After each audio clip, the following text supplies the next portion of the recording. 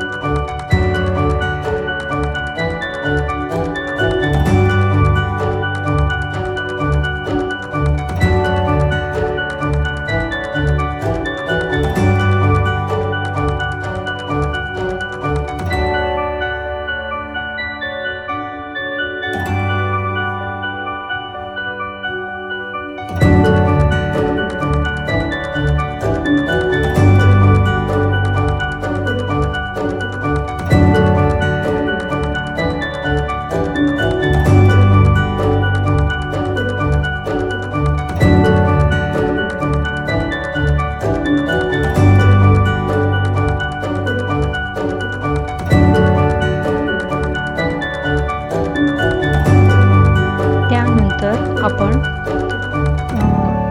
जे ड्रॉइंग काढलं आहे ते थोडंसं लाईट करायचं रबरनी आणि मग एक हलका पाण्याचा लेअर द्यायचा ऑकर कलर घेऊन, येल्लो ऑकर कलर घेऊन. आणि अशा पद्धतीने आपण व्हिडिओत बघत असल्याप्रमाणे वॉश द्यायचा आणि तो थोडा वाळल्यानंतर मग पुढचं प्रोसेस करायची.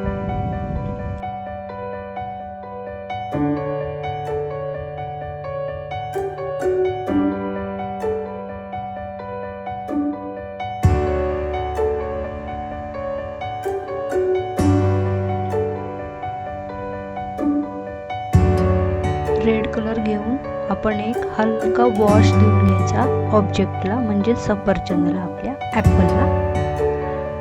व्हिडिओत दाखवल्याप्रमाणे हलक्या पाण्याचा एक थर देऊन घ्यायचा, एक लेअर देऊन घ्यायचं, वॉश म्हणायचं त्याला पाण्याचा. अशा पद्धतीने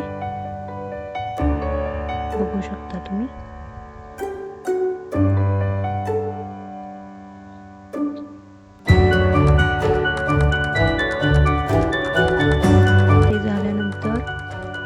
जसं व्हिडिओत दाखवल्याप्रमाणे ब्रश धुवून थोडंसं पुसून घ्यायचं, जिथे जिथे हलकं लाईट कलर वाटते तिथे. आणि टिश्यू पेपरला असं ब्रश पुसून परत एकदा ड्राय करून ते पुसून घ्यायचं.